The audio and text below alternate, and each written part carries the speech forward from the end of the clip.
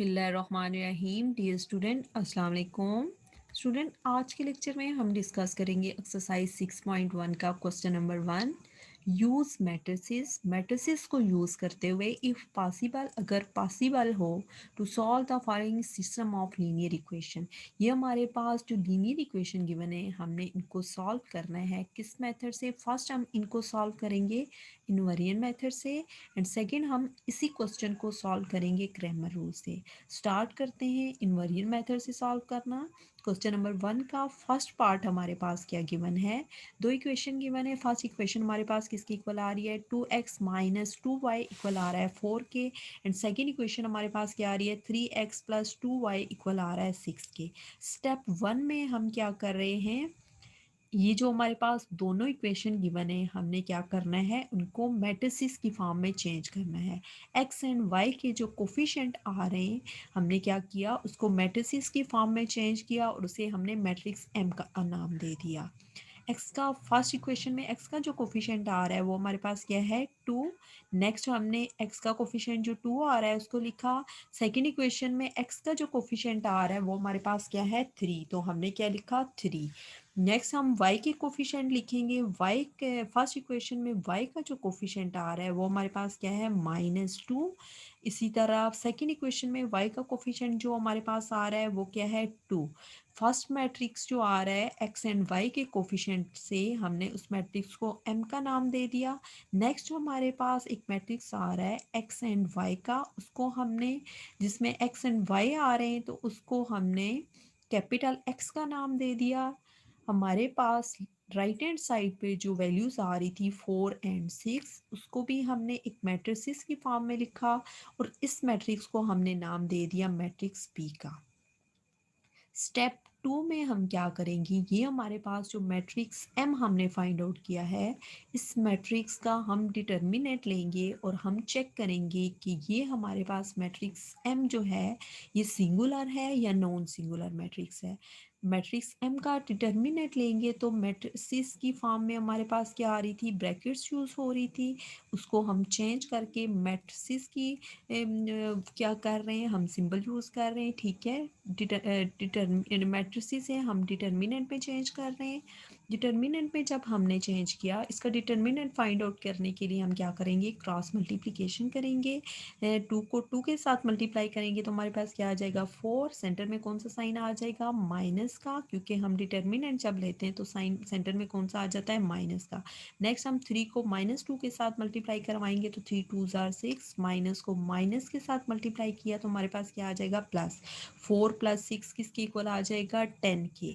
Not equal to 0 आ रहा है। Determinant जब लिया हमने मैट्रिक्स M का तो ये हमारे पास नॉट इक्वल टू 0 आ रहा है, यानी कि ये मैट्रिक्स हमारे पास मैट्रिक्स M है, वो हमारे पास क्या है? एक नॉन सिंगुलर मैट्रिक्स है।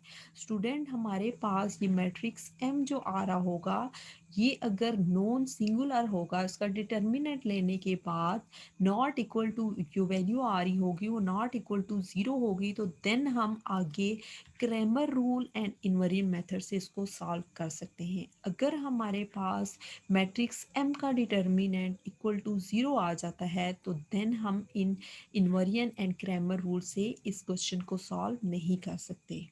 स्टेप 3 में हम क्या करेंगे? एम एक्स हमारे पास किसके इक्वल आ रहा था? बी के। एक्स को हमने लेफ्ट हैंड साइड पे रखा।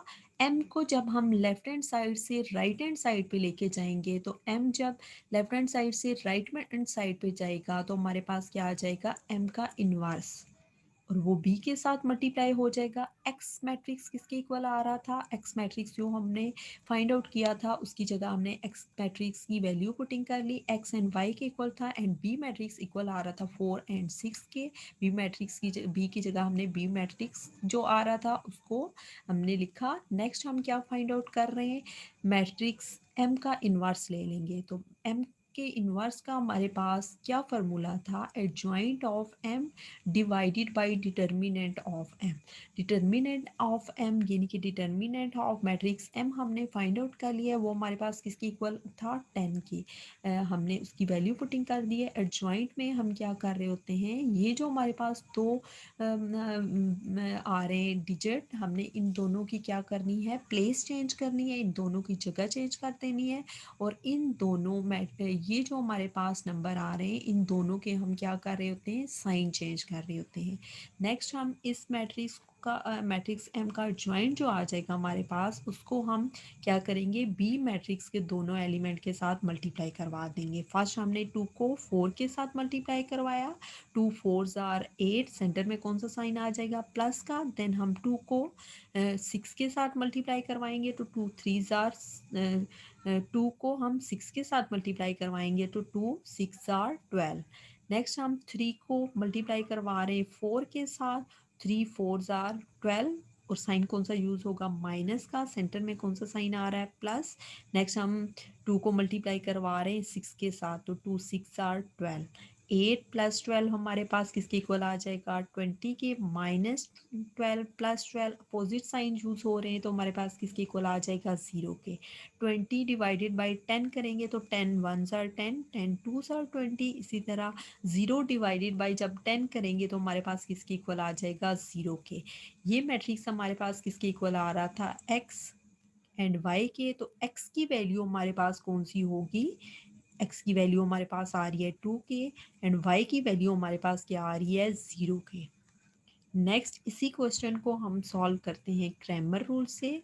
फर्स्ट हमने क्या किया, फर्स्ट स्टेप में हमने दोनों इक्वेशन जो गिवन थी उनको मैट्रिसेस की फॉर्म में चेंज कर लिया। फर्स्ट जो मैट्रिक्स आया है एक्स एंड वाई के कोफिशिएंट जो आ रहे थे उसको हमने मैट्रिक्स ए का नाम ले लिया। और नेक्स्ट हमारे पास जो मैट्रिक्स आ रहा है वो मैट्रिक्स एक्स होगा, इक्वल टू किसके इक्वल आ रहा है, मैट्रिक्स बी के। फर्स्ट हम क्या करेंगे, मैट्रिक्स ए जो आ रहा है उसका हम डिटर्मिनेंट फाइंड आउट कर लेंगे।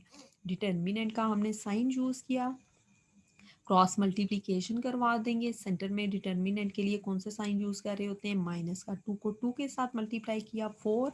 नेक्स्ट हम 3 को -2 के साथ मल्टीप्लाई करवाएंगे तो हमारे पास क्या आ जाएगा, 3 2s are 6, minus minus plus. 6 + 4 किसके इक्वल आ रहा है, 10 के। डिटर्मिनेंट फाइंड आउट किया है, ए मैट्रिक्स का नॉट इक्वल टू 0 आ रहा है। अगर इसका ए मैट्रिक्स का डिटर्मिनेंट 0 के इक्वल आ जाएगा तो देन हम इस क्वेश्चन को क्रैमर रूल से सॉल्व नहीं कर सकते। नेक्स्ट हम क्या करेंगे, नेक्स्ट हम फाइंड आउट करेंगे ए एक्स मैट्रिक्स हम कैसे फाइंड आउट करेंगे। एक्स के जो कोफिशिएंट आ रहे हैं हमने क्या करना है, उसकी जगह इसको रिमूव करके उसकी जगह जो बी मैट्रिक्स के एलिमेंट आ रहे थे 4 एंड 6 हमने क्या करना है, पुट कर देना है, क्योंकि ए एक्स मैट्रिक्स फाइंड आउट कर रहे हैं। तो ए एक्स मैट्रिक्स में हमारे पास हमने क्या किया, ए मैट्रिक्स में जो आ रहे थे एक्स के कोफिशिएंट जो हमने फाइंड आउट किए थे उसकी जगह बी मैट्रिक्स के एलिमेंट लिखे 4 एंड 6। नेक्स्ट वाई के एलिमेंट एज इट इज़ आ जाएंगे -2 एंड वाई के जो कोफिशिएंट आ रहे थे -2 एंड 2। नेक्स्ट हमने ए एक्स मैट्रिक्स का डिटर्मिनेंट फाइंड आउट किया, 4 को 2 के साथ मल्टीप्लाई करवाया क्योंकि क्रॉस मल्टीप्लिकेशन करेंगे। सेंटर में हमने कौन सा साइन चूज़ किया, माइनस का। 6 को -2 के साथ मल्टीप्लाई करवाएंगे तो 4 2s are 8, minus minus plus, 6 2s are 12, 12 + 8 किसके इक्वल आ जाएगा, 20 के। ये भी नॉट इक्वल टू 0 आ रहा है। नेक्स्ट हम ए वाई मैट्रिक्स कैसे फाइंड आउट करेंगे, ए मैट्रिक्स जो आ रहा था उसमें हमने ए वाई, इससे हमने ए वाई मैट्रिक्स कैसे फाइंड आउट करना है, एक्स के एलिमेंट हम एज इट इज़ जो हमारे पास कोफिशिएंट आ रहे थे 2 एंड 3 एज इट इज़ लिखे। अब हमने ए वाई फाइंड आउट करना है तो वाई के जो एलिमेंट आ रहे हैं, ठीक है, वाई के जो कोफिशिएंट आ रहे थे उसको हम रिमूव करके उसकी जगह हम क्या करेंगे, बी के जो एलिमेंट्स आ रहे हैं बी मैट्रिक्स के एलिमेंट को लिखेंगे 4 एंड 6, क्योंकि हम फाइंड आउट क्या कर रहे हैं, ए वाई मैट्रिक्स फाइंड आउट करेंगे। इसलिए रिमूव भी किसके कोफिशिएंट को करेंगे, बी वाई जो आ रहा था y के कोफिशिएंट को हम क्या कर रहे हैं, रिमूव कर रहे हैं। तो उसकी जगह हमने क्या लिखा, y के कोफिशिएंट को रिमूव करके हमने ए मैट्रिक्स में क्या लिखा, 4 एंड 6। तो ये हमारे पास किसके इक्वल आ जाएगा, ए वाई मैट्रिक्स के। ए वाई हमने क्या किया, ए वाई मैट्रिक्स का डिटर्मिनेंट फाइंड आउट किया, जो कि हमारे पास इक्वल आ रहा है 0 के। अब हमने फाइंड आउट क्या करना था, एक्स एंड वाई की वैल्यू फाइंड आउट करनी थी। एक्स हमारे पास किसके इक्वल होता है, determinant of x divided by determinant of A. Determinant of A x किसके इक्वल आ रहा है, 20 के, एंड डिटर्मिनेंट ऑफ ए किसके इक्वल आ रहा है, 10 के। 10 वन ज़ार 10 एंड 10 टू ज़ार 20, यानी कि एक्स की वैल्यू हमारे पास क्या आ रही है, 2। y की वैल्यू कैसे फाइंड आउट करेंगे, y हमारे पास इक्वल आ रहा होता है determinant of A Y divided by determinant of A. Determinant of A हमारे पास किसके इक्वल आ रहा था, 10 के, and determinant of A Y हमने फाइंड आउट किया, वो किसके इक्वल आ रहा है, 0 के। तो 0 डिवाइडेड बाय एनी वैल्यू हमारे पास किसके इक्वल हो जाएगा, 0 के। x की वैल्यू हमारे पास क्या आ रही है, 2, एंड y की वैल्यू हमारे पास क्या आ रही है, 2। स्टूडेंट आप इस क्वेश्चन को क्रैमर रूल से या इन्वर्जन मेथड से, दोनों में से किसी मेथड से भी सॉल्व करेंगे तो दोनों मेथड से एक्स एंड वाई की हमारे पास क्या होंगी, वैल्यूज सेम होंगी।